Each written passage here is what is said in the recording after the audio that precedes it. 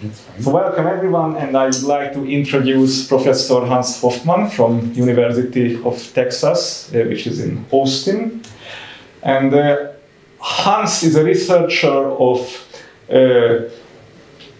actually lots of things. So basically I should start it that the model system is cichlid fish. And cichlid fish are capable for lots of interesting research in many topics like neurobiology, behavior, ecology. And Hans is a researcher who would like to find out how these different parts of biology connected to each other, how neurons, hormones, and everything in the physiology respond to environmental changes, how is it in connection with the social environment. And he is also a collaborator of the comparative group. He's participating in our fish research, and hopefully we can have more collaboration in the future. And in this talk, he will be talking about his own research or the research of his lab. And he will give us another talk in the afternoon today, which will be held in room F2001 downstairs. It will start at 5 o'clock p.m. and it will be about giving scientific talks, because Hans is also a very perfect lecturer. And I remember at least one occasion when he visited Debrecen University in the past, and that time he was talking about a way of a researcher to organize his or her life, the balance between private life and scientific career, and it was a really nice talk. So I think both that he will give us will be also really interesting, and I hope you will enjoy. So Hans, you can start. Thank you, Bob. Yeah, thank you all for coming here on short notice. I understand that you didn't even know that this talk was happening, so I appreciate you being here. Okay, so because we're a small group, what I want to do is have more of an informal exchange. And I do have slides. We don't have to get through all of them. So I would like to encourage you to ask questions or to comment, when anything is unclear. I don't have to talk about everything I have here. I will not talk. Well, we'll find out what we're going to talk about. So, in kind of broad strokes, what my lab is interested in is trying to understand the neural and molecular basis of social behavior and how these mechanisms that govern social behavior have evolved in vertebrates and sometimes also in invertebrates. I had about a year ago, I had a reason to count all the species that we have worked on over the years and that we've published on, and apparently it's more than 120 species. And that sounds like a lot, but given how many species there are, we're not even scratching the surface. Also, I don't want to pretend that I'm an expert on all these different animals. So you can do this kind of work only if you collaborate with a lot of people who are experts in different areas. So, okay, so to jump into what I'd like to talk about is that complex, however we define complex behavior can often be seen in all kinds of different animals that are not closely related at all, evolutionary speaking, right? So we get the sense that we see particular kinds of behaviors pop up in different places on the evolutionary tree, and those behaviors to us look actually very similar. So one example would be something like pair bonding or biparental care, which we find in a lot of different vertebrates, lots of fishes, lots of birds, some frogs, some very few reptiles, as far as we know, and relatively few mammals, but we do find it, and it's clear when we map it as a trait on a phylogeny that it has evolved independently many times. So how does that happen? And we can break this kind of question down, right? And there has, over the last 10 or 15 years, with more advanced phylogenetic comparative methods, a cottage industry has popped up that examines the evolution of these kinds of traits like social systems, mating systems, and so on, in a fairly broad comparative context for all kinds of different taxa. So here are a few examples. For example, in 2022, so just this year, Applied published an interesting study where they looked at thousands of teleos species and how their sexual system evolved. For example, whether they have sex-changing animals, whether they are to maintain both male and female gonads at the same time, whether they're protogynous or protandrous, and so on. And so what you find is, and I'm not going to go into detail of any of these studies, is that different kinds of sexual systems, if that's what we want to call them, can arise independently in different groups of fishes. Similarly, people have looked at electroreception, so the ability of some animals to sense the electric field in their environment and to use that for prey capture, foraging, and so on, to use it for getting oriented in an environment or to communicate even with conspecifics. And we also find that it has evolved independently in several groups in South America and in Africa, for example. And of course, there are also some mammals that can do it, like the platypus. So here's another example, and that is about learned vocalization. So we're, of course, very proud of the fact that we can learn vocalizations. We call this language. But there are other animals that have learned vocalizations, like many birds, bats, cetaceans, and so on, some carnivores, and elephants as well. So, but again, when you look at the phylogeny, the most parsimonious explanation is that this ability to learn vocalizations has evolved independently numerous times. And then, when we look at parental care, a number of comparative studies have been done. We can look at insects, for example, and we find that different modes of parental care have evolved independently, indicated by the colors here many times. So the same is true in frogs. Again, I'm not going to go into detail on what those colors mean, just that there are different modes of parental care in this case, in birds as well.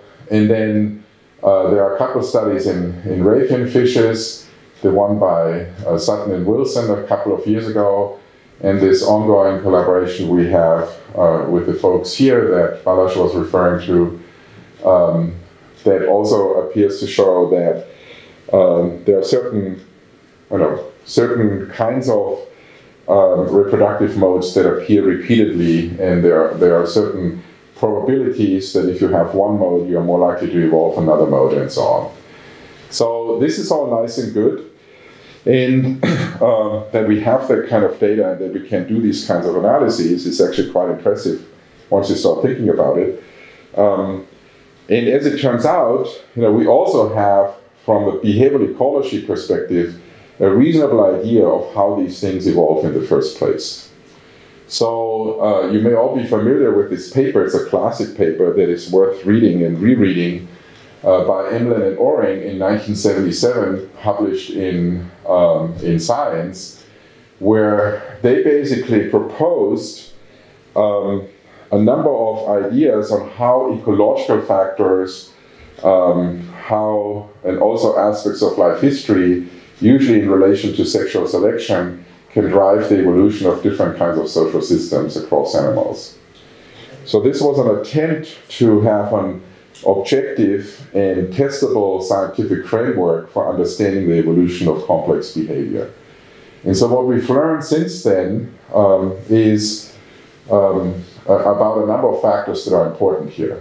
For example, and this is what Emlen and Oring point out, is the spatial distribution of resources can often predict whether we have, for example, a thing like territoriality, right? If resources are evenly distributed and you're everywhere you go, you're equally likely to run into resources like food or shelter, then it may not make sense to try to monopolize them. In fact, you probably won't be successful, right? So something like territoriality that monopolizes resources is unlikely to evolve. But if you have,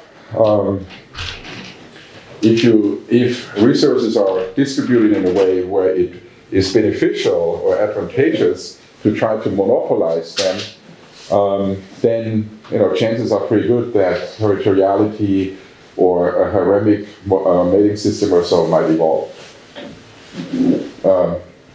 We cannot just look at spatial distribution of resources, but also temporal distribution of resources, such as the availability of potential mates.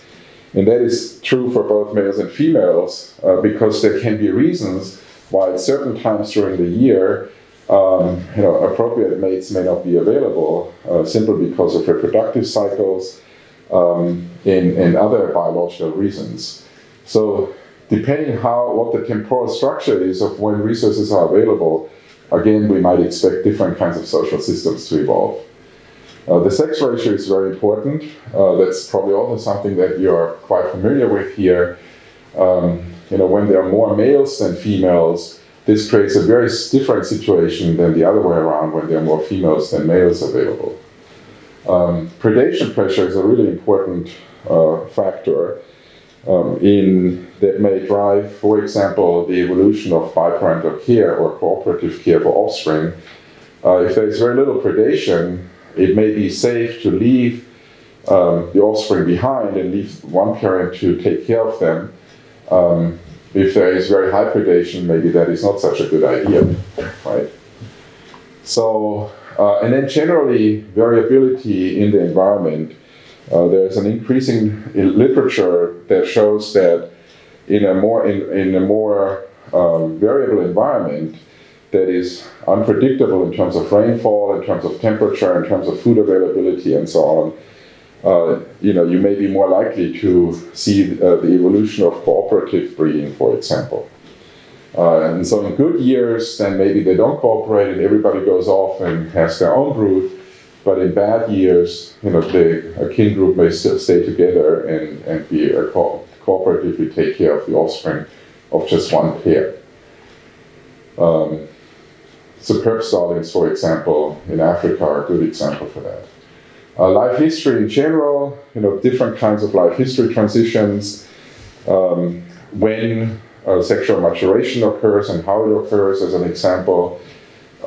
Age processes, transitions like migration from one environment into another environment, they can be strong selective forces for particular social and behavioral systems to evolve compared to others. And the reproductive mode, whether you lay eggs, whether you're a live bearer, whether you take care of your offspring or you don't, will also have an important role in this regard. And there are probably many other factors that we haven't really studied yet, or that at least I have not remembered to put on this slide.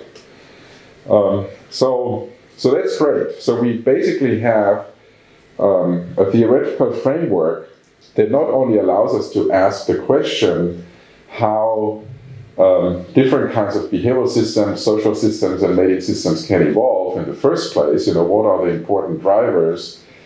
Ecological, life history, demography, often in the context of sexual selection. But we can actually begin to answer these kinds of questions, and that's what these comparative studies are doing that I showed you earlier. Okay, but there's another really interesting question here that, as a neuroscientist, I'm naturally interested in, and that is, what about the neural and molecular substrates, the mechanisms that actually underlie this behavioral variation, that give rise to these different behaviors, right? So if that happens independently during evolution many times, depending on ecological and other factors, life history and so on, then we might predict that the neural substrates that govern these behaviors that on the surface look similar and have evolved independently and convergently may have very different mechanisms, underlying mechanisms. But it could also be that they actually use similar mechanisms that are evolutionarily ancient and get recruited or redeployed repeatedly when particular behaviors or particular mating systems evolve. And so that's what I want to explore here a little bit. And so that's what makes this maybe a little bit more of a conceptual talk, which hopefully will be of interest to you. But we have a real challenge if we want to do this kind of research, right? So the challenge that we have is that we hypothesize that there are general principles by which similar social phenotypes are generated and regulated at the level of the brain across vertebrates. But we don't really know how to study that, right? Because evidently we have to look inside the brain, and that just seems like a huge effort, especially if you want to do this across tens or hundreds of thousands of species, which ultimately is what we should be doing. So how can we even study this? So here are a few ideas. So the one thing that complicates this approach is that, you know, we don't just look at the level of behavior the way behavioral ecologists have done very, very successfully. But the behavioral ecologists have, in a way, made a deal with the devil, right? It's called the Phenotypic Gambit, where they said, okay, we really do not know what the genetic or the physiological mechanisms are underlying behavior, but we also can't know at this time because we just don't have the technology. It's too difficult to do this for a large number of species. And so we just ignore this for now. You know, that's the gambit. We just ignore it, but we assume that the insights we can generate by just looking at environment and looking at behavior in a comparative framework will give us some interesting answers, like what I told you just before. And that has worked quite well, but it also has its limitations. And it has its limitations because biology is hierarchical, right? Things happen at different levels of biological organization, all the way from gene expression via neural activity, physiological processes, morphological features, all the way to behavioral traits that we might be interested in within a given environment. And so, at some point, the assumption that the machinery underlying behavior is irrelevant for understanding how behavior has evolved is limiting, because it makes the assumption that we basically can build anything. It's like Legos. We can build any kind of behavior, but that may not be true. There may be constraints. There may be evolutionary contingencies that we don't know about because we haven't actually looked under the hood, if you will, right, inside the animal. And another advantage of actually going into these different levels is that you might then find ways to test some hypotheses that these comparative studies suggest, and test them experimentally. And for that, you need to know, which genes, which hormones do I need to manipulate to actually do an experimental test. If you don't know what the hormones are, if you don't know what the genes are that are involved underlying a behavior, you cannot do the experimental test. So that's, I would argue, why we need to move beyond behavior and really drill down. But again, how do we do this across tens or hundreds of thousands of species, right? Without going insane and in the lifetime of a normal human. And so there's a reason why this really hasn't been done in a large scale. So there are a couple of hypotheses that we can make. The first one, which I would call the Null Hypothesis, which is kind of the random expectation, I could also call the Gouldian assertion, after Stephen Jay Gould, who many of you have heard of. He was a famous evolutionary biologist, but his real contributions were really in science communication. He wrote a lot of books, he wrote a lot of things where he engaged with the public. He was a very good writer. And so he had a very strongly worded null hypothesis. And he said, this is a direct quote from his book, A Wonderful Life, is any replay of the tape of evolution. So this is a time, many of you are too young for this, where people recorded, things on a tape. It's kind of strange to think of it, on a tape.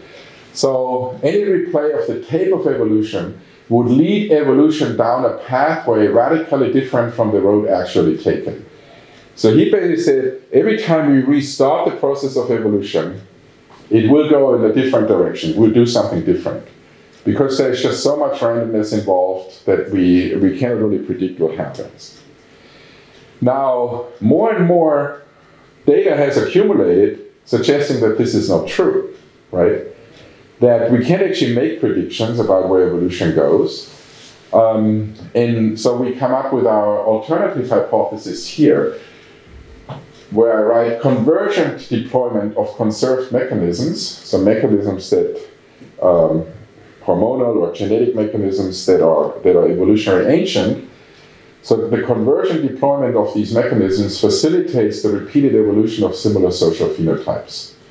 So it's not just the ecological factors that might be similar across distantly related species that evolve a similar phenotype, but there are aspects of the underlying machinery that make it more likely that given these kinds of ecological factors, they will evolve a very similar phenotype, right? It biases them towards replaying the tape of evolution, right? Which is totally opposite to what Gould was predicting, right? So those are the two hypotheses that we need to keep in mind.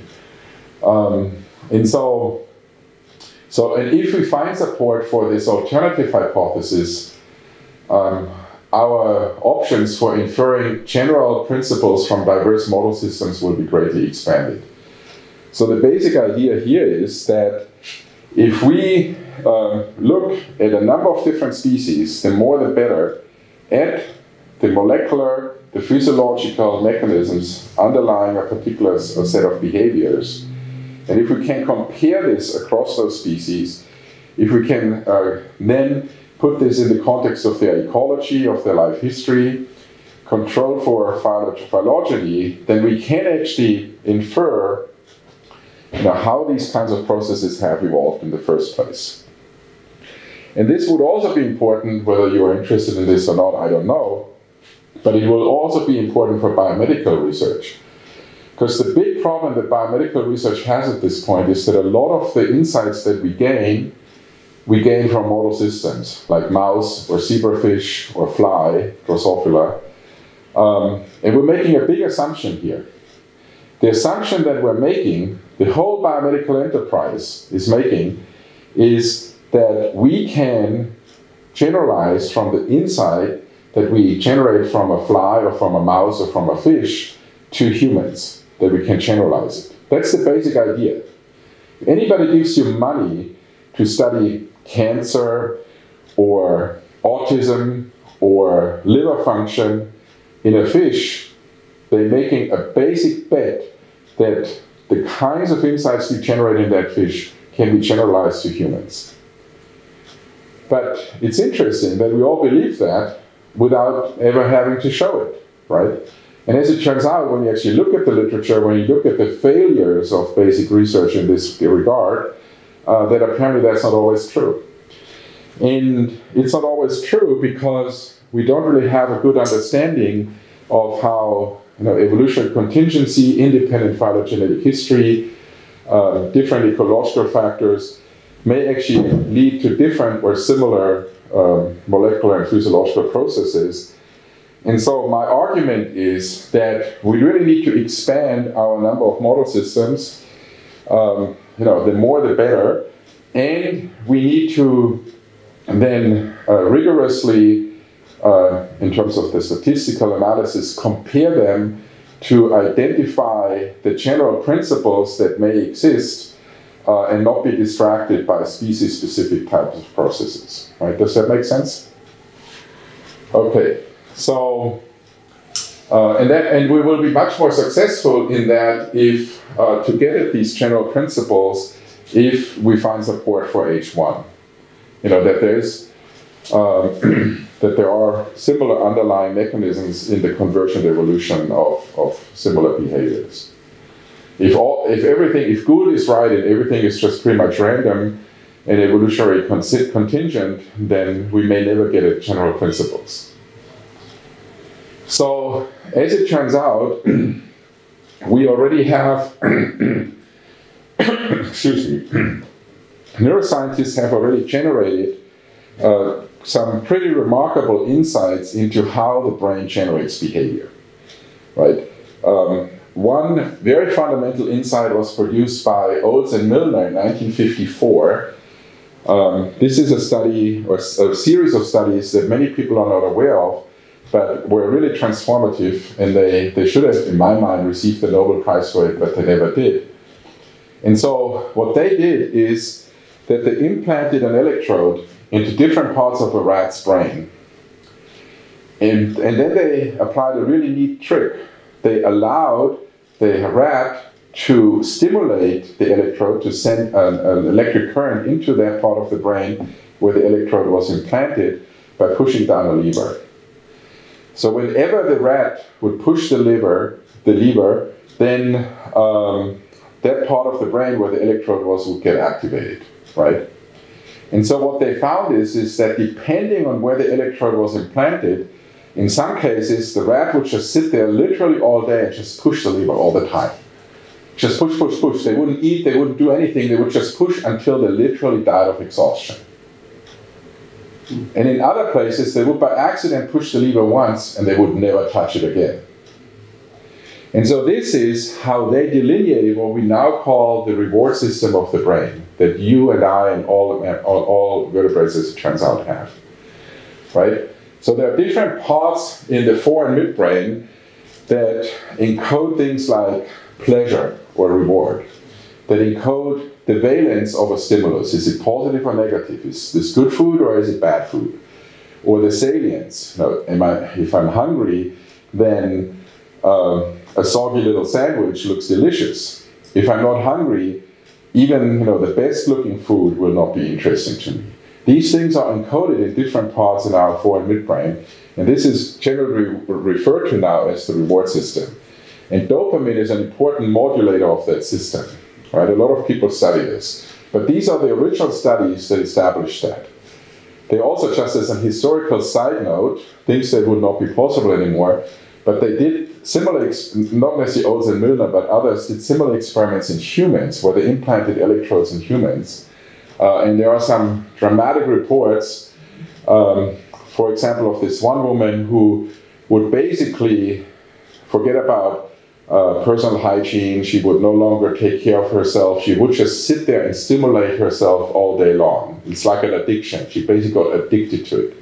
And as it turns out, if you get addicted to drugs, this system gets activated, especially the nuclear accumbens and dopamine release into the accumbens. So this system can get hijacked. But it's very powerful. So just keep that in mind for a moment. A number of years later, Sarah Newman, 23 years ago, published a really interesting paper where she put together a lot of different information that have been in the literature and suggested that there is another set of brain nuclei, mostly in the hypothalamus, that are, at least in rodents, this was all based on work in rodents, mouse and rat, that are involved in regulating different kinds of social behavior, like aggressive behavior, sexual behavior, parental care behavior. And all these different nodes in this network that are indicated here, it doesn't matter what these abbreviations mean to us now, they are responsive to sex steroid hormones like estradiol, progesterone, testosterone, and they're interconnected.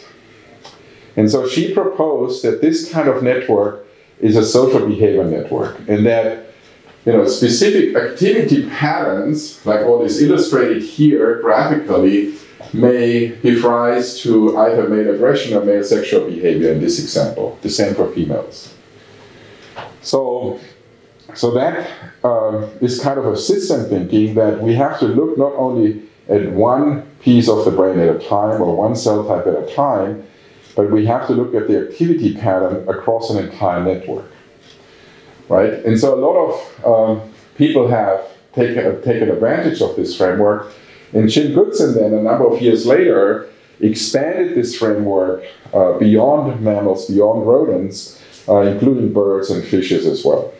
So where he basically found evidence that this is really evolutionarily ancient. And then about 10, 11 years ago, when Lauren O'Connell was a graduate student with me, we combined these two approaches and expanded this idea in what we call the vertebrate social decision-making network. So we took the dopaminergic reward system, which is shown here schematically. We took the social behavior network, two totally separate literatures that didn't really talk to each other. We realized a couple of things. We realized that there are actually overlapping nodes, like the lateral septum or the base nucleus of the stria terminalis. And we also realized that they were all highly interconnected, not just in mammals, but also in non-mammalian vertebrates where the data was available. So they all talk to each other. And so we published a series of studies on that. And our effort then was to really reconstruct the evolution of this network.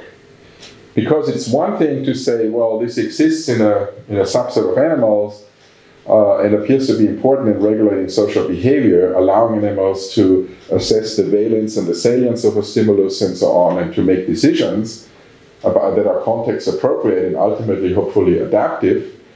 It's another thing to say that this is actually an evolutionary ancient machine that then we can actually focus in to ask the kinds of questions that I set out to ask earlier. So how did we do that? Well, first we encountered a problem. The problem we encountered is that when we look at vertebrate brains, they're incredibly variable. If you look at different kinds of fish brains or bird brains or frog brains, at first glance you might say, oh my God, what the hell, they all look very different. What do they have in common? And these differences can be explained quite often. They can be explained by differences in their sensory specialization depending on the environment they live in. They can be explained by the different mating systems or social systems. They can be explained by the evolutionary history. But we have to move beyond that. We actually have to be able to identify those structures that are homologous to each other, that have a common ancestor, and then see, how did they evolve in the first place. And so here we can thank developmental biologists who've come up with a framework to study this kind of question. Particularly folks like Puelles in Spain and Rubinstein in the USA, who came up with this idea of a neuromeric model. And so what these folks did over decades, the last 40 years or so, was very carefully, during the development of the nervous system across different species of vertebrates, map out the expression of particular genes, often encoding transcription factors or diffusible factors, that delineate particular parts of the brain, like the forebrain, or the midbrain, or the hindbrain, or the later in development, more specialized areas. This will be the hippocampus, this will be the amygdala, this will become this will become that. And so based on these kinds of studies, when they integrate all this data, they came up with this idea that the expression of developmental genes divides the developing brain into anterior, posterior segments that prefigure adult functional units, like the different parts of the social decision-making network, right? And they call this the neuromeric model. And so these expression patterns are apparently quite conserved across vertebrates and allow for the identification of these homologous structures. So we now have basically the framework and to some extent the information already that is published for reconstructing the evolution of all these different nodes of the social decision-making network across 450 million years of vertebrate evolution. And so that's exactly what we did, right? So we basically went in and looked at the entire literature and then added where there were gaps, our own work on different kinds of species to see, where are these different parts of the brain that located that have these specific molecular signatures during development.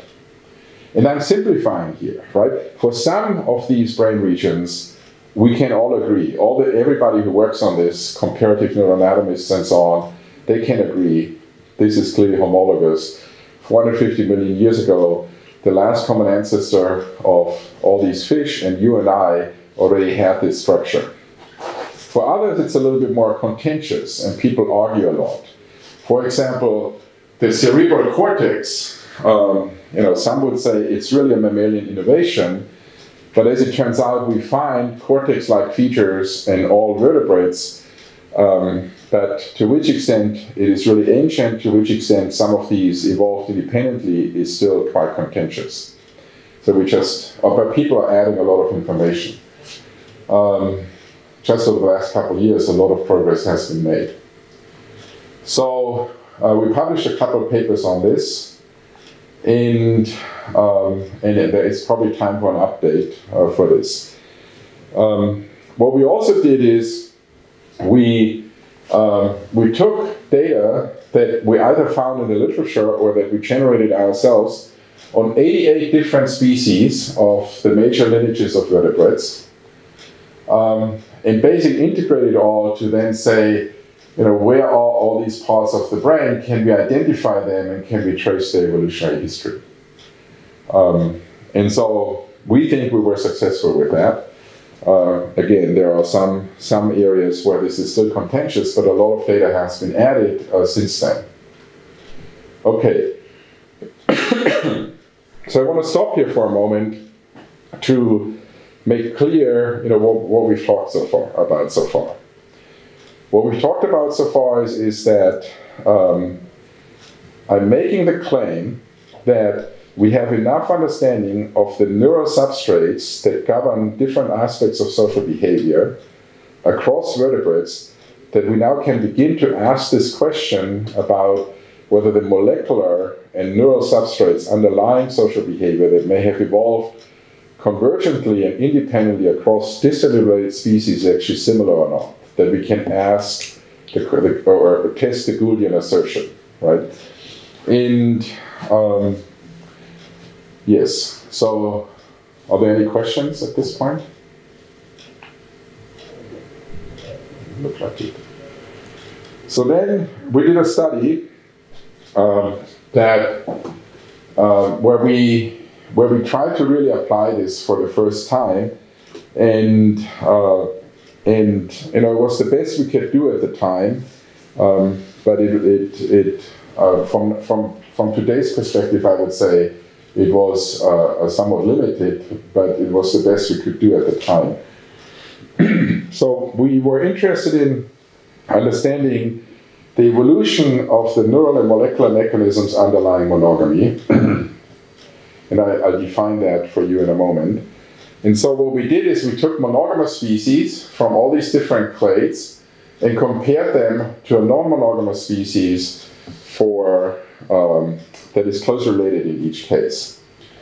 So for example, Microtus ocrogaster, the prairie vole, is closely related to Microtus pennsylvanicus. It's the same genus. Microtus ocrogaster, the prairie vole, is monogamous, meaning males and females form a pair bond. They raise their offspring together and they defend the offspring together. That's the operational definition of monogamy that we use. You may have a different one, right? Whereas the species on the right, they are not monogamous. There are many different ways of being non-monogamous. We don't worry about this for now. And then we went into particular parts of the brain, and we took advantage of the fact that there's a common currency across all animals, and in fact across all living systems on this planet, where we can compare them. And that is nucleic acid sequence, right? So we can actually look at nucleic acids, in this case, and RNA, mRNA transcripts, and compare them across species and compare transcription patterns, gene expression patterns across species. So we're doing this using transcriptomics or RNA-seq. That's a lot easier to do than measuring electric activity, for example, using imaging or using electrodes, right? And so here's a way to analyze this, one way to analyze this kind of data. So for example, in the mouse or in Microtus, the voles, we compare one species to another one, a monogamous to the non-monogamous. In each case, that's the experimental design, right? We have 5 pairwise comparisons, and we rank all the genes from here, most highly expressed in one species, to here, most highly expressed in the other species, right? Either down or upregulated, depending on how you look at it. And we rank them like this. And then, once we have ranked them, we can bin them, which is shown here, put them in bins, and then we turn one into the x-axis, one into the y-axis, and we look to which extent the ranks in these bins of these different genes is actually correlated. To which extent the same genes end up in the same bins, right? And so here's an animation for you to do that. And so if we then find evidence that genes are regulated in a similar manner in these 2 different species pairs, we would get some sort of a statistical enrichment of those genes, for example, in this quadrant. Okay, so that's the basic idea. And we can do permutation analysis to get at a p-value and get at some sort of statistical confidence. Right? So this is not real data. This is just for illustration purposes. So let's look at this for real data. So this quadrant down here, if we find an enrichment of similarly regulated genes, it would indicate that they are down-regulated or more lowly expressed in monogamous species in both lineages that we're comparing. If it's up here, it would mean that they're up in both monogamous species. So any enrichment that we find here or here would indicate concordant regulation or convergent evolution of the molecular substrates underlying a convergent evolved behavior. If we find enrichment here or here, it would suggest that it's discordant, that genes that are up in one monogamous species are actually down in the other monogamous species, or vice versa. So let's see what we found. So for these 5 species pairs, we now do systematic comparisons. We create this matrix, and what we find is quite a lot of evidence that there is very concordant regulation, right? We also find some evidence, especially for the frogs, of discordant regulation. We also get things over here. And we actually have an explanation for that, and if I have time, I will tell you about that. But overall, this is quite encouraging. Now, this suggests that similar genes or gene sets have changed gene expression in predictable and similar ways as the ancestors of these animals transition from non-monogamy to monogamy. And in fact, in 4 of the 5 pairs, that's exactly what happened. The transition was from non-monogamy to monogamy. There's only one where it was the other way around, and that is the frogs, and that may actually explain part of the discordant regulation.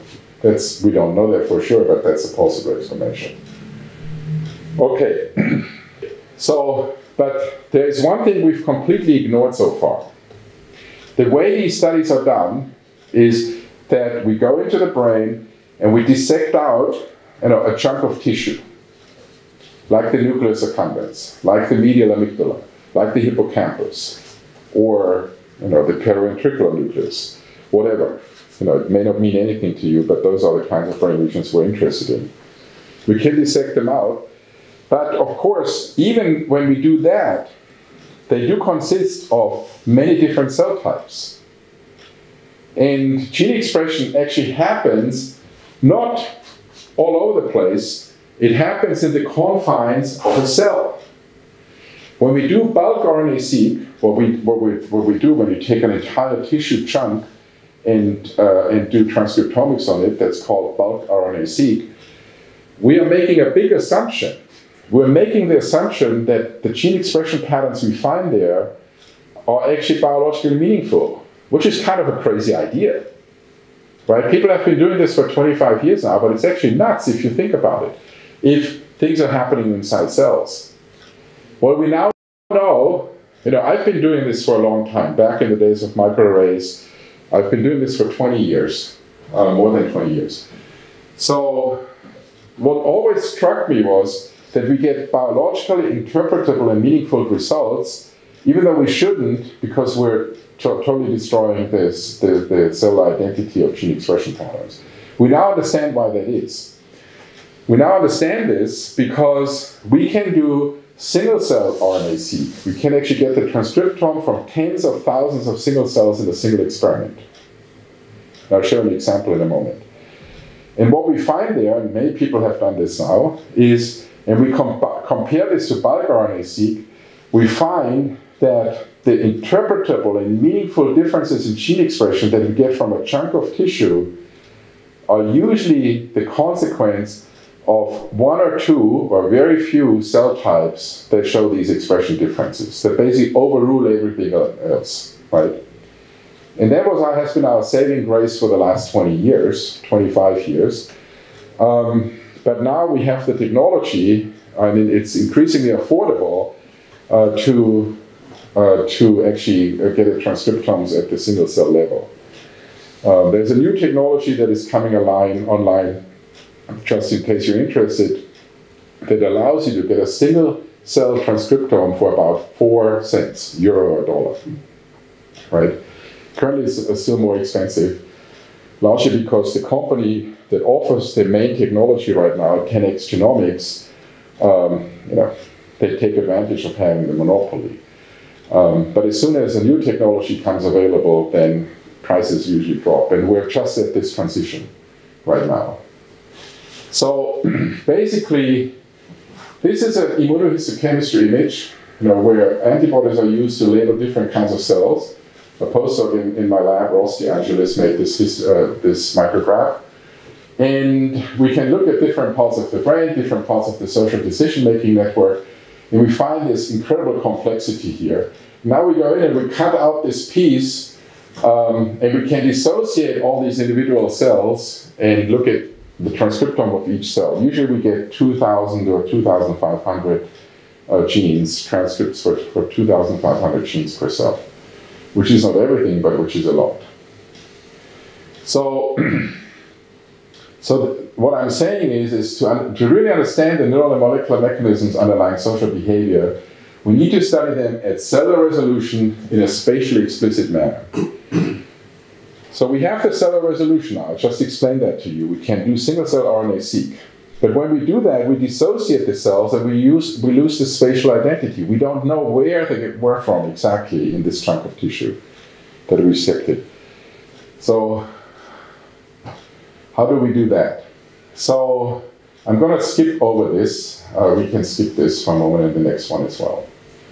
So I want to look at one particular group of cells, and those are the vasopressin neurons in fish, like in these cichlid fishes that we work on, for example. It's different. They are organized in slightly different ways in different groups of vertebrates. So here's a lateral view, or as we say, a sagittal view of the preoptic area, part of the brain, where these vasopressin neurons reside. And what you see is there are actually 3 populations. There's a population of small vasopressin expressing neurons, one that has large neurons, and one that has huge neurons. They all express vasopressin. This is shown here with an antibody that labels vasopressin. And then we put a secondary antibody on there that has a fluorophore attached to it so we can visualize it. These small neurons are called parvocellular, from the Latin word for small. These large neurons are called magnocellular, from the Latin word for large. And these huge neurons are called gigantocellular, from the Latin word for huge. So, and we've previously shown, this is work by Anna Greenwood, when she was working with us, that there's actually a difference in the expression of vasopressin in these different subpopulations depending on your behavior. In this case, whether you're social dominant or socially subordinate, right? So this is just an example of this kind of complexity, right? Because now, if I cut out this part of the brain, I would lose this information if I do bulk RNA-seq. I can say, I can look at the expression of vasopressin, but I don't know whether this comes from these neurons, and these neurons, which clearly behave differently in different kinds of animals. If I do single-cell RNA-seq, I can maintain this, but I no longer have the information where those neurons actually were from. Were they from here, or were they from here, or were they from there? So we need another way to map this back into space. So here's an example of what single-cell RNA-seq data look like. In fact, we're looking at these vasopressin cells and other peptide cells like GnRH, oxytocin, and somatostatin. Those are peptides we're interested in this part of the brain. And what we find, Isaac Miller-Cruz, who's a graduate student in our lab, finds is that we actually can identify these different populations of vasopressin cells, for example, oxytocin neurons. They have characteristic transcriptomes, right? We can recover those. And we can even compare them across dominant or subordinate animals, or we can compare them across species in, say, animals that are monogamous or non-monogamous. So you get the idea how we can expand this to numerous species. Currently, our data are still very limited because this is so expensive. But if we get really to the point where we can do this for 4 cents per cell, you can see how you can get the transcriptomes of thousands of cells for a relatively reasonable amount of money. Still not for free, but it's much more attainable than it currently is. Okay, but what about spatial resolution, right? So there's an approach here now that we also have started to use that is called spatial transcriptomics. And here the idea is that you take histological sections of the brain, you place those histological sections onto a capture area on a microscope slide that looks like this. And then there are features or spots basically placed on this capture area. Currently the resolution is 50 microns, so it's not quite single cell yet, but it's 50 microns. In each spot has attached to it a unique signature in form of an oligonucleotide that identifies the X and Y coordinates on where exactly the capture area this spot is. And so when you place the tissue section on there, you will enzymatically start to dissociate the cell membrane so that the mRNAs will come out. And you have to do this, you have to time this, you have to figure out for how long. In our case, it's usually within 12 minutes. And while that happens, these mRNAs get reverse transcribed into cDNA and attached to these little oligonucleotides that serve as the XY coordinates, okay? And when that has happened, all these sequences get washed off the slide chemically and then are sequenced in an Illumina sequencing machine.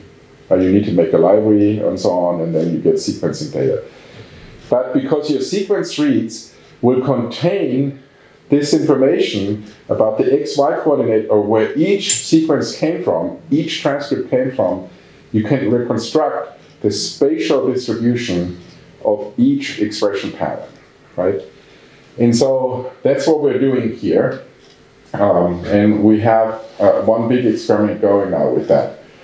And this is currently also very expensive still, and I don't have that kind of money. Nobody has given me any funding for this yet, because the way it works in the US is and maybe similar here, the grant funding is basically a reimbursement system, right? When I submit a grant, the panel that reviews the grant, the basic assumption is that I'm the dumbest person on the planet and I don't know what I'm doing. It doesn't matter what my CV is, it doesn't matter what I've published. So I have to present a lot of preliminary data to convince them that I can do this and that it's interesting. That usually means you have to have 70 to 80% of the work done before they give you any money. And then really what happens is once you get the money, you finish your project and you start a new one so you can get more money in the future. That's why I call it a reimbursement process, right? That may sound familiar to some of you. So it's stupid, but that's how the system works. So the way we're currently doing this is we work with our core facility that offers this kind of service. So we provide the brain sections and so on, but they do everything else. And I wait for them to have expired kids that are past their date, supposedly. As it turns out, if you know some molecular biology, you know exactly which reagents are expired and which are not. Those reagents are usually very cheaply to replace. But they give me a really good deal. So the experiment that we're currently doing, where we compare two types of animals, and we use two sections in the brain, one fairly rostral, one a little further back. They cover almost all of the nodes of the social decision-making network. And then we take the 300 micron slice in between and use it for single-cell RNA-seq. That experiment normally would cost me $25,000, which I do not have. But the deal I made with them with expired kids is $3,500. And that I do have, right? So I'm telling you this because most of us, our main constraints are manpower or women power. We don't have enough people to do the interesting work that we would like to do. And the second constraint is we don't have the money to do it. It all sounds familiar, doesn't it? If that doesn't sound familiar to you, I want to talk to you.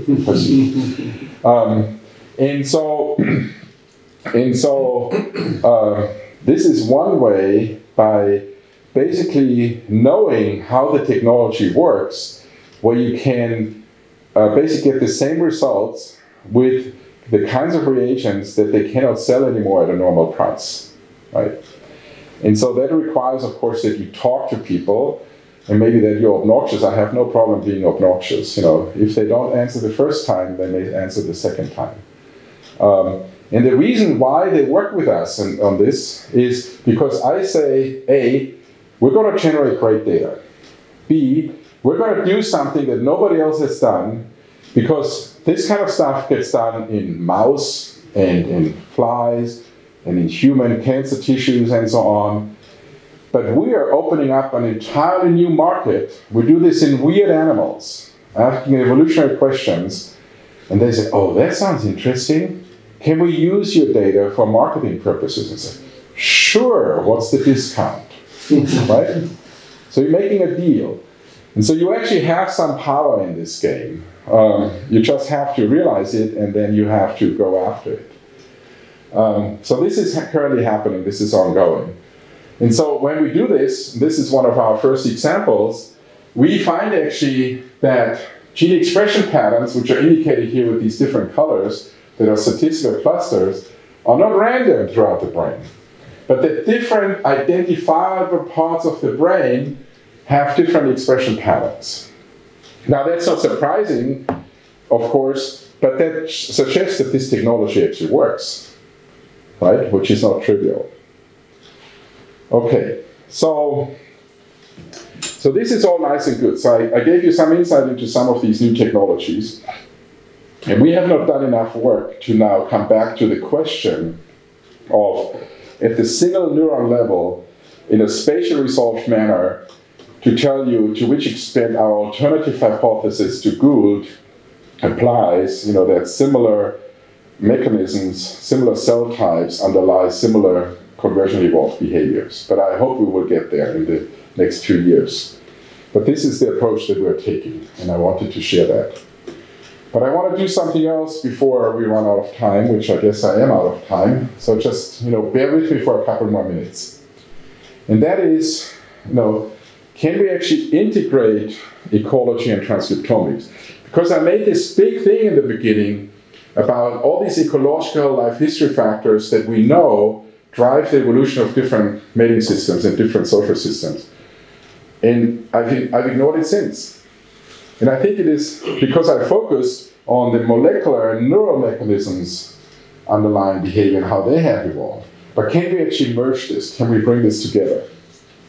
So let's look at this data set again, right? And we actually attempted this for the first time in this paper 3 years ago in PNAS. So what we did is very crude, very simple, and you might laugh, but it's a start. For each of these 10 species in our analysis, we basically coded their ecology, their life history, and so on, right? So things that have to do with mating system or ecological attributes, and we said it's either present, it's absent, or it's a variable. Very simple, right? And then for each species pair, we can calculate a contrast, like a difference, for example, right? That would be this.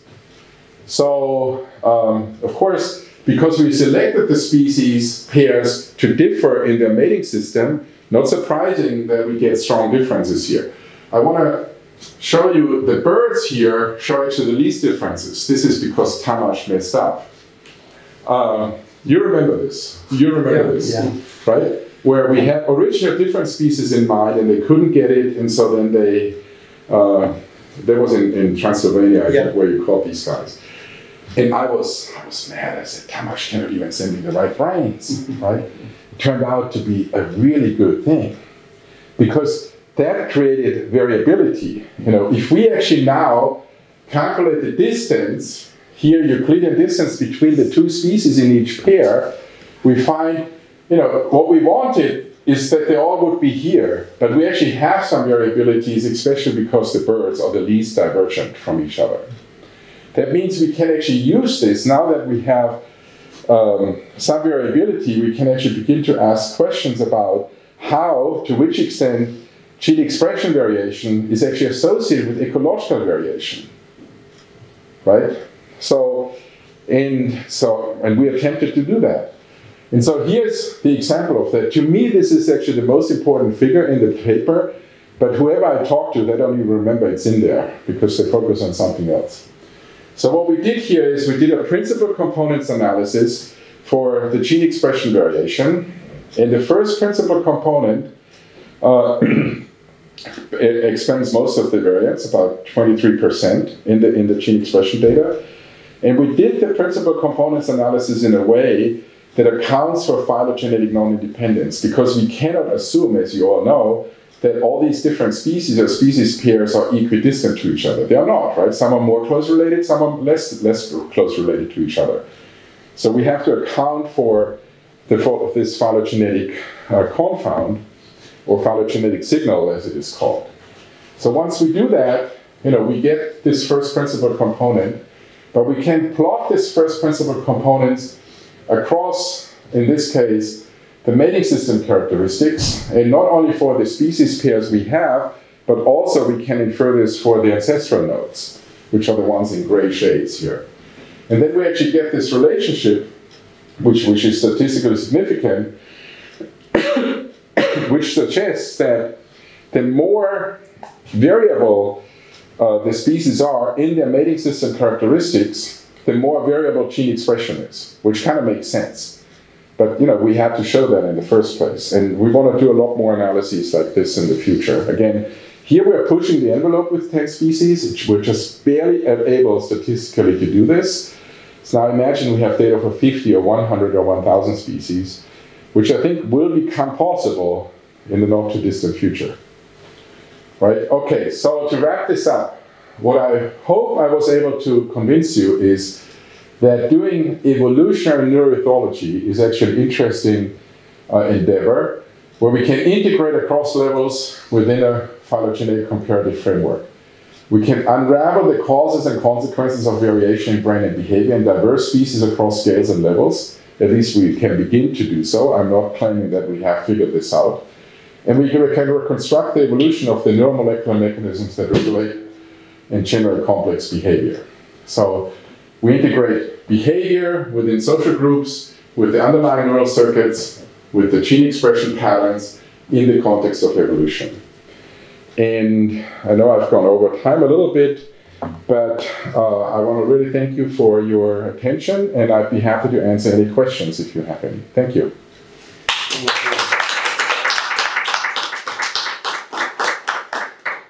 So thank you for that very fascinating talk. Do you have any questions? Until we were thinking about it, I have two of them. So one, maybe I start with a more general one. So when you compare the expression patterns in that 5 different vertebrate clades that you mentioned, that we can find similar patterns in upregulation and downregulation. And actually, all the similar patterns was in one quarter of that area and not the other. Yes, very good observation. That, as I recall it, in monogamous species, there are many down-regulated genes. Can you give us any potential explanation for that pattern? No, I can speculate. Yeah, it's a very good observation. So you would expect this to be symmetric, that there are just as many genes that are up-regulated than they are down-regulated. But as Balázs observed very astutely, is that for the most part, it's really that as animals transition or lineages transition from non-monogamous to monogamous, it appears there's very common down-regulation of genes. Yes? Sorry. No, you have an idea. I want to hear it. I'm just interested whether there's any sex-specific effect in this downregulation, whether it happens more often in males or more often in females. It's another excellent question. So we still have all the female samples in the freezer, and you're welcome to come to our lab and to do that. No, seriously, I would love to know. So I'll come back to your question. We have one study that is a separate publication with Susie Wren, where we did this on just subsets of Ectodini cichlid fishes from Lake Tanganyika, where we did it in males and in females. And we find the same pattern of downregulation as you transition to monogamy in both males and females, but it's more pronounced in males than in females. So that would be my prediction, that if that holds across vertebrates, I don't know, but that would be my prediction. But why do we get this asymmetry in the first place, right? It's kind of weird. And at first we thought we had made a mistake, there's an artifact, we looked at everything and so on, which is good when you do that and you go through your code repeatedly because you actually will find mistakes. But that particular thing didn't go away. And so, so I can only speculate what it means. But we and others have found this kind of a symmetry in gene expression variation across different kinds of behavioral types in a number of different studies. It's found in honeybees, people have found it in zebra finches, we have found it in our cichlids. And so one speculation is that this might be a molecular kind of signature, molecular manifestation of general inhibition of certain aspects of behavior, like aggression, for example, right? You don't want to be aggressive when you're in a pair bond. It's not good.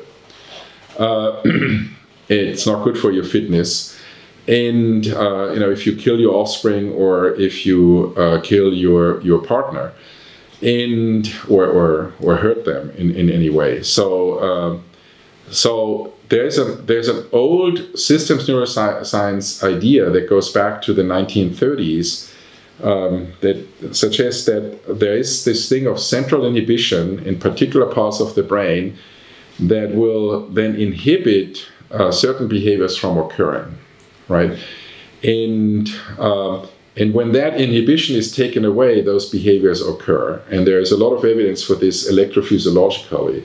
Nobody's made the connection to what that would actually look like at the molecular level in terms of gene expression patterns, which is why this is a total speculation, but that's one possible exploration. But we don't know, and this is not something we have pursued, but it's a great question. Yeah, and the next one is very closely related to this more specific, why frogs are so different from all the others. Yeah, so as it turns out, we didn't know this at the beginning, because what do I know about dendrobatic frogs? I don't know anything, I just want to find a collaborator who works on them. And then we started talking to people, and it turns out that in this particular group of frogs, where we took the two species to compare, the evolutionary transition was not from non-monogamy to monogamy, but the other way around. And so we're currently speculating that this might be the reason why, to some extent, we find discordant regulation, right? And again, looking at the females in addition to the males might give us a partial answer. And then, of course, looking at other frogs where the transition was from non-monogamy to monogamy, and looking at fish, for example, or birds where the transition was from monogamy to non-monogamy in the particular pair, might help us answer this question. But we haven't generated that kind of data. So again, I can only speculate at this point. But those are great questions. Thanks. Yeah. Any other questions? Thank you. This was great. Really enjoyed it. Thank you. You have been talking about species differences, but especially like mating systems can be very flexible within species. Mm-hmm. And I was wondering if any of the data maybe you have, or like in some species, like the Dunnock you had in those species pair comparisons, you have within population differences among individuals. Yes. And knowing whether the individual where the brain comes from had a pair bond or had a polygynous breeding season, and does that make a difference? So I assume because you're looking at gene expression levels, it makes a huge difference. So I'm just curious about these issues. That's another great question. You guys pick up on all the problems of this study. This, to be perfectly blunt, this is maybe what I told you here. This is maybe the worst designed experiment I've ever done. And in part, well, we didn't know what we were doing. We literally did not know what we were doing when we started this a long time ago. And in part because we completely ignore individual variation within populations or species. We ignore plasticity. We don't know necessarily in which behavioral state a particular individual was. And so the fact that we're finding any patterns that are consistent is already kind of nuts. It's crazy. You might expect it all just lost in the noise. So of course we're very interested in this, and so what we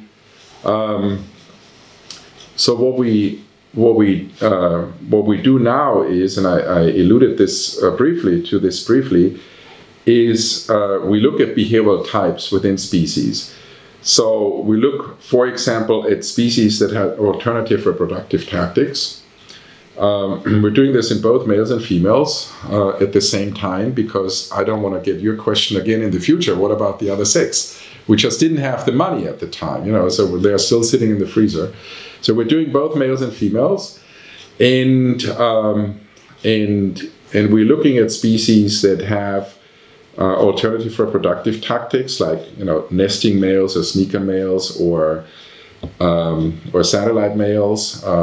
We find similar kinds of behavioral types, although much less described because of research biases historically in females, but they do exist there as well.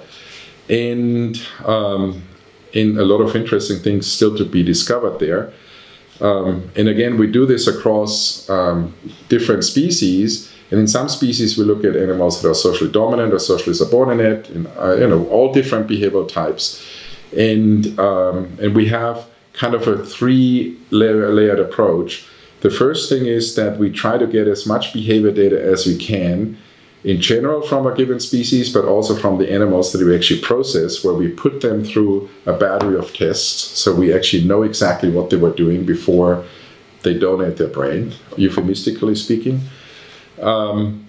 We use that kind of behavior data for social network type of analysis, where we do agent-based modeling in a social network context to then see how these different behavior types emerge. And we get all kinds of social network characteristics associated with that. Then for a subset of these species, we do the gene expression profiling in different parts of the brain. We focus on one particular part, but we actually collect more brain regions. And then finally, we zoom out and we do kind of a phylogenetic comparative analysis, currently on 150 species, again, across most vertebrate taxa or clades, to see to which extent this within population or within species variation, which can be genetically fixed, as in the rough, for example, where you have territorial males, satellite males, and faders, or in Xiphophorus, where you have these courting phenotypes and the coercive phenotypes, or it can be plastic, like in the wrasses, Mediterranean wrasses that we've studied with Suzanne Alonso, where you have nesting males and satellite males and sneaker males, but it's plastic. Any male can have, depending on the social environment, attain any phenotype. And see to which extent these different phenotypes, these different behavior types, may have similar or different transcriptome patterns in these different parts of the brain. So that's really trying to get at that, because in this one study I told you about, we completely ignored this, and I think, if we wouldn't have found anything, any kind of similarity, it could have been just because of that. Yeah, very good question. It was a fascinating talk. Thank you. I will make it mandatory to watch all my students. Oh, okay. Well, now you're making me worried. So, do you restrict your brain regions to the social decision-making network? Because what we found recently that when we stimulate mice in different social situations, many other regions show like activational differences, and for example, there's the regions that are responsible for stress or anxiety. So it's not the reward system; it's the opposite probably, like the habenula and internuclear nucleus and these kind of brain regions. So when you just showed us those science fiction stuff with the mapping, spatial mapping of the transcriptomes, do you have any data on other regions? Yes. Do the social regions are more influenced or more? Yeah. So you're making a really important point, Gede. So again, I'm going to be perfectly blunt. The social decision-making network doesn't actually exist. It only exists in our minds. And so here's I give you some historical context for this. So around 2009, 2010, there were a group of us who tried to get a large NIH grant to study these kinds of questions.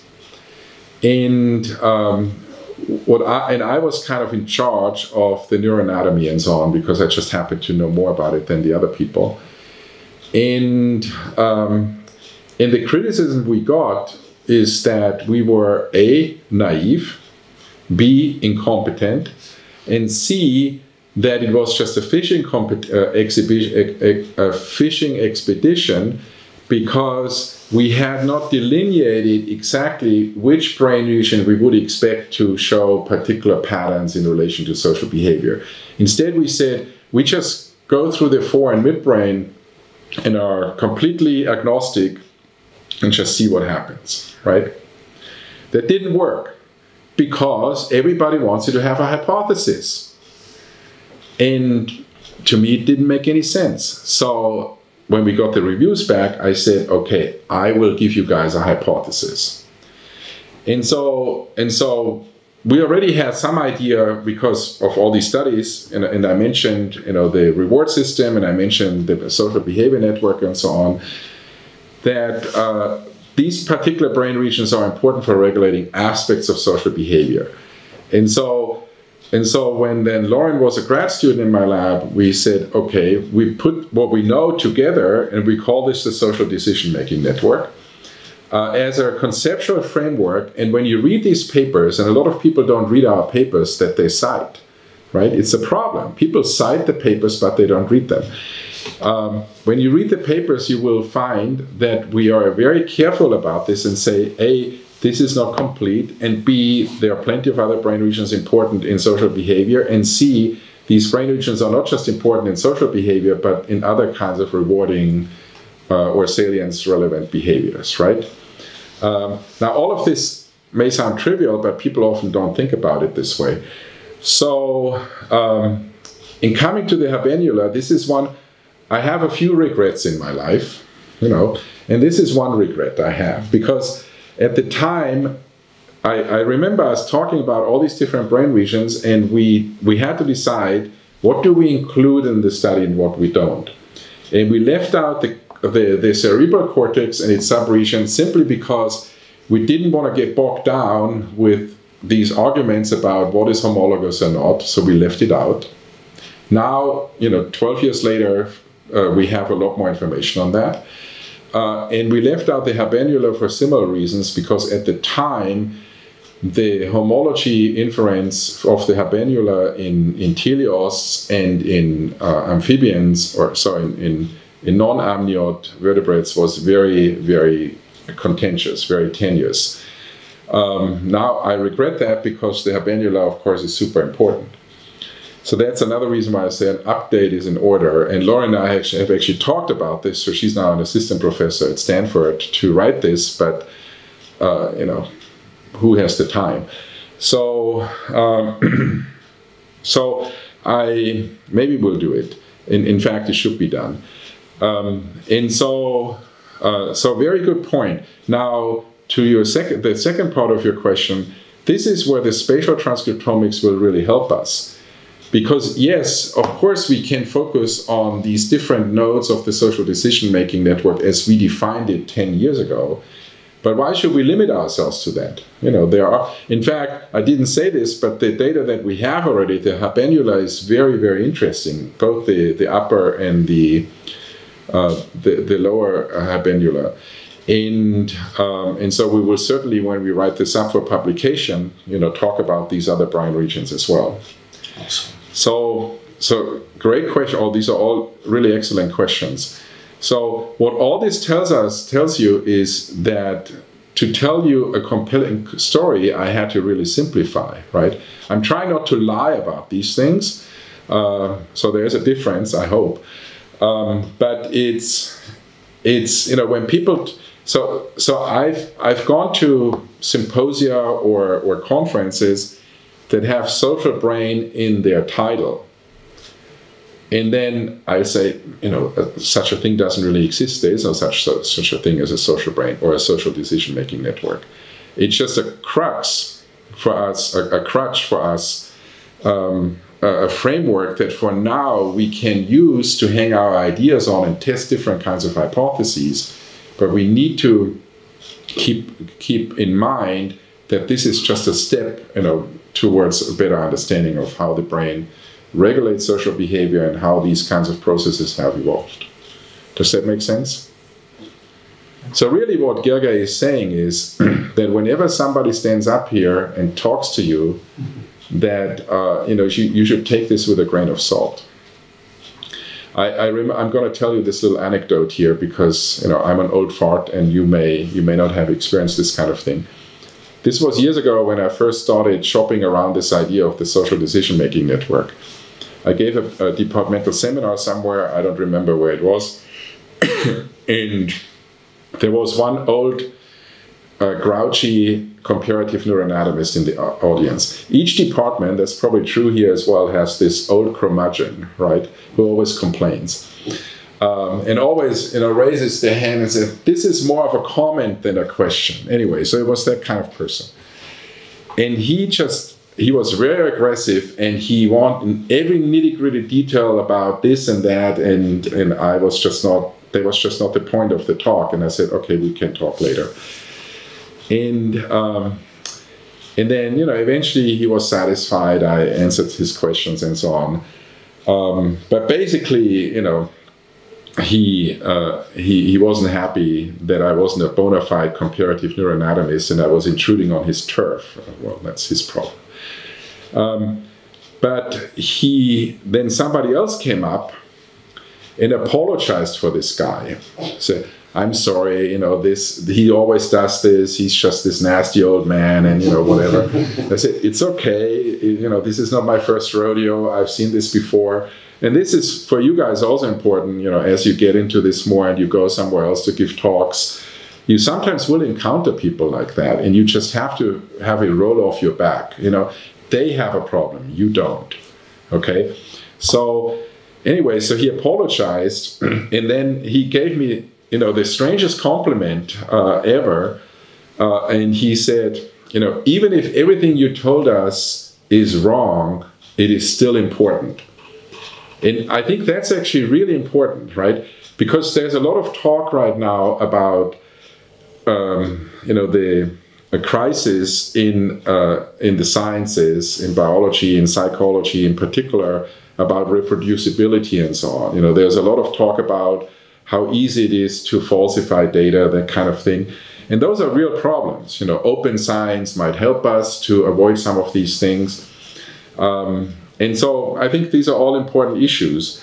But we're forgetting one important thing, and that is that, you know, what you do, most of what we do, most of what we publish will actually be wrong in one way or another. And it should be, because we are pushing the boundaries of our understanding. We're pushing the boundaries of our knowledge. And if you're not wrong most of the time, you must be doing something very boring, right? And that is, in a way, it's intimidating, right, to think about it. And I've had to correct myself a number of times. You know, I've published, I don't know, 150 papers, and I can look at a number and I say, yeah, that was just wrong. You know, the interpretation was just wrong. The data maybe was okay, but at the time we thought this is how it worked, but it's just not true. You know, now we have more information and so on. And the first time that happens to you, you say, oh shit, you know, everybody thinks I'm a fraud. But that's just how the science progresses. So we need to keep that in mind as well, that in some sense, by definition of this kind of business that we're engaged in, you know, we are progressing in fits and starts and kind of stumbling forward in the dark, and we're bound to make mistakes. We're bound to make misinterpretations. We're bound to measure the wrong things, and I think it's important to maintain kind of a healthy skepticism also of your own work, and not, you know, fall in love with your own work too much. So it's a difficult, tricky thing. Anyways, you didn't want to hear any of this, but thank you anyways. Any more questions? Yeah. Actually, I have a question. It's a more general question. I'm not sure how to phrase it. Maybe I should say it's more of a comment than a question. You're too young to be that person. So I really like that you mentioned the phenotypic gambit, and you did a really fascinating, you know, talk, and you gave a fascinating talk expressing how many layers we have between the genotype and the phenotype, and so there are two of the results that you showed that make me wonder about how these things can evolve. So the first one is when you showed that the vasopressin expression is different in the huge and the tiny cells.